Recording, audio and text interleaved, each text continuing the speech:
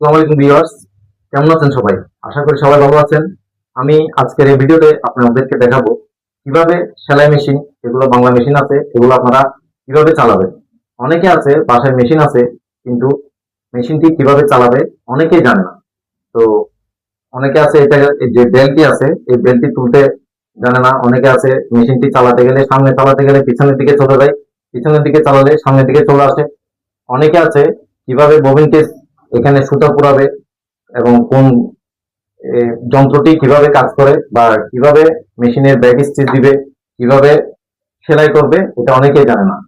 আমার এই আজকের ভিডিওটি যারা নতুন আছেন, সেলাই মেশিন শিখতে চান অথচ কোনো মাধ্যম নাই শেখার, কেউ আছে দোকানে গিয়ে শিখতে চায়, কেউ আছে কে শিখাবে এরকম কোনো মানুষ খুঁজে পাচ্ছে না। তো আমি এটা চিন্তা করে আমি একটি ছোট চ্যানেল তৈরি করেছি। আমি আজকের এই চ্যানেলটি তৈরি করেছি শুধুমাত্র যারা টেলারিং কাজ শিখতে চান, বিভিন্ন ধরনের ডিজাইনের কাজ শিখতে চান, তাদের জন্য। তো কথা না বাড়িয়ে চলুন আজকের এই ভিডিওটি শুরু করি। ভিডিওটি শুরু করার আগে একটি কথা না বললেই নয়, যেহেতু আমার এই চ্যানেলটি নতুন, যারা আমার এই ভিডিওতে নতুন ভিউয়ার্স আসবেন, আশা করি আমার চ্যানেলটি সাবস্ক্রাইব করে আমার এই ছোট্ট পরিবারটি আপনারা সদস্য হবেন এবং পাশে থাকা বেল বাটনটি অল করে দেবেন, যাতে করে আমি নতুন কোনো ভিডিও আপলোড করা মাত্র আপনাদের কাছে নোটিফিকেশন সবার আগে চলে যায়। তো ভিডিওটি ভালো লাগলে শেয়ার করবেন, যদি একটু উপকার হয় তাহলে আপনার বন্ধু বান্ধবদের মাঝে এই ভিডিওটি শেয়ার করবেন এবং লাইক কমেন্ট করে আমার এই ছোট্ট চ্যানেলটিকে এগিয়ে নিতে সাহায্য করবেন। তো কথা না বাড়িয়ে চলুন ভিডিওটি শুরু করি। তো ভিউয়ার্স, এখানে দেখতে পাচ্ছেন একটি হুইল আছে, যেটা বাংলায় আমরা চাকা বলি। তো এটি হচ্ছে মেশিনের প্রধান চাকা, এটি চালাতে এবং বন্ধ করতে এই চাকাটির ব্যবহার অত্যন্ত জরুরি। তো এখন কথা না বাড়িয়ে চলুন কিভাবে এই মেশিনটি ফিতাটি তুলবেন অর্থাৎ বেল্টটি লাগাবেন সেটি আপনাদেরকে দেখাই। তাতে তাতে একটু খেয়াল করে দেখবেন। যারা নতুনরা আছেন এই ফিতাটি কিন্তু অনেক জায়গায় তুলতে পারেন। তো এখানে দেখবেন একটি কাটা অংশ আছে এই চাকার মধ্যে, এখানে দেখেন একটি কাটা অংশ আছে, এই কাটা অংশের সঙ্গে ফিতাটিকে এভাবে শক্ত করে ধরে এটিকে ঘোরাবেন। তো এটি ঘুরিয়ে শক্ত করে যখন ধরবেন দেখবেন এটি ফিতাটি উঠে গেছে। তো আমি ফিতাটি উঠিয়ে নিলাম। এটা হচ্ছে কিভাবে কাপড়কে সামনে পিছনে দিয়ে সেলাই করবেন। উপর দিকে দিলে পেছনে আসবে, নিচের দিকে দিলে সামনের দিকে যাবে। তো এটিকে যখন এইভাবে আপনি আপনি এখানে লক্ষ্য করেন, আমি এটি তুলনামা করলে এখানে ফিটলকটি আগে পিছিয়ে মুভিং করতেছে। তো এইভাবে কাপড়টিকে শক্ত করে সেলাই দেওয়ার জন্য এটিকে উপরে নিচে করলে কাপড়টি আগে পিছিয়ে গিয়ে ডাবল সিলাই হবে এবং ওইটাকে একটি তাক হিসেবে তৈরি করবে। তো এখানে আছে উপরে যে সুতাটি রাখবেন, এটার উপরে সুতাটি রাখবেন, এই অংশটির নাম হচ্ছে ফিডলক। এটাকে কাপড় চেপে ধরার জন্য, ফিডলকের সঙ্গে চেপে ধরার জন্য এটা একটি পেঁচা ফিট। এটি যখন আপনি এভাবে উপরের দিকে থাকবে, এটিকে নামিয়ে এভাবে যখন দিবেন, প্রেসার ফিট যখন কাপড়ের উপরে চাপ দিবে তখন কাপড়টিকে সামনের দিকে টানতে সাহায্য করবে। এই এই অংশটার নাম হচ্ছে চ্যাকলিবার।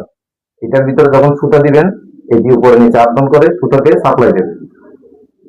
এই অংশটির নাম হচ্ছে থ্রেড থ্রেড ফিটিং পাইপ। তো এটা হচ্ছে এখানে সুতাটি যখন দিবেন, সুতাটিকে শক্ত করে চেপে ধরবে যাতে সিলাইটি শক্তভাবে নিখুঁতভাবে হয়। এই অংশটির নাম হচ্ছে, এটাকে অনেকে সুই বলে, অনেকে নিডেল বলে। আর এটি হচ্ছে নিডেল বার উপরটি, আর নিচে এটি আছে নিডেল স্ক্রু।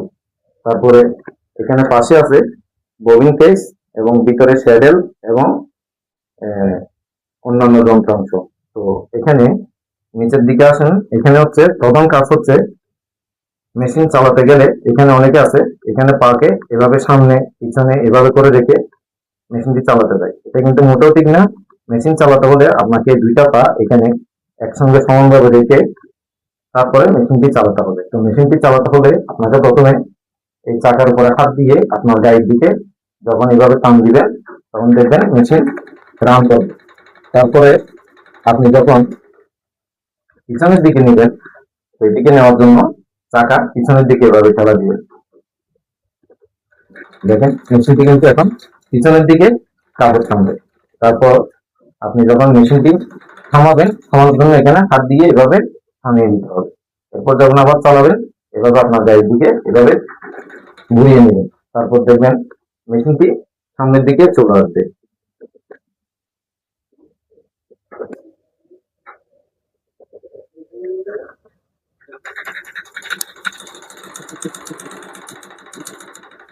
তারপর যখন আপনি মেশিনটিকে সামনের দিকে চালাবেন, এভাবে আপনার গায়ের দিকে এভাবে টান দিবেন।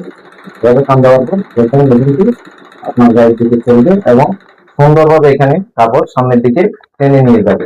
আপনি যদি ভুলে মেশিনটিকে এভাবে উল্টো দিকে ঘুরান, তাহলে কিন্তু আপনার সুতা ছিঁড়ে যাবে এবং সঙ্গে সঙ্গে আপনার মেশিনটি জ্যাম হয়ে যেতে পারে এবং আপনার ফেব্রিকটি সেলাই সুন্দর হবে না।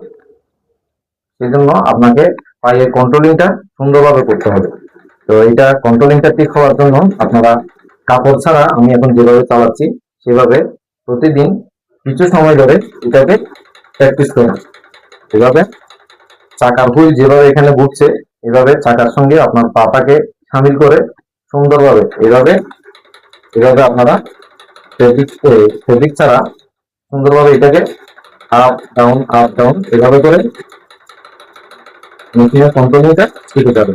এখন দেখুন, আমি কিন্তু চাকায় হাত দেওয়া ছাড়া, এখানে হাত দেওয়া ছাড়া আমি কিন্তু মেশিনটাকে চালাতে এবং থামাতে পারবো।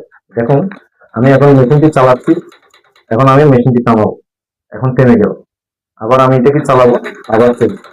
অনেক আছে এখানে হাত দেওয়া ছাড়া এটাকে চালাতে পারে না। আমি পা দিয়ে চালাতে এবং বন্ধ করতে সবকিছু পারি, কারণ আমি এই মেশিনের সঙ্গে অনেক দিনের সম্পর্ক, অনেকদিন ধরে এটা আমি ব্যবহার করছি। সেই জন্য আমার কন্টিনিউ হয়ে গেছে। যারা নতুন আছেন তারা ভয় পাবেন না, এভাবে কয়েকদিন চালালে আপনাদের মেশিন চালানোটা মানে পারদর্শী হয়ে যাবে। তো আমার ভিডিওটি আজকে এই পর্যন্ত। নতুন কোনো ভিডিও নিয়ে আসার পর্যন্ত আপনারা ভালো থাকবেন, সুস্থ থাকবেন। পাশাপাশি এই ভিডিওটিতে লাইক করে চ্যানেলটি সাবস্ক্রাইব করবেন। সবাই ভালো থাকবেন। খুদা হাফেজ।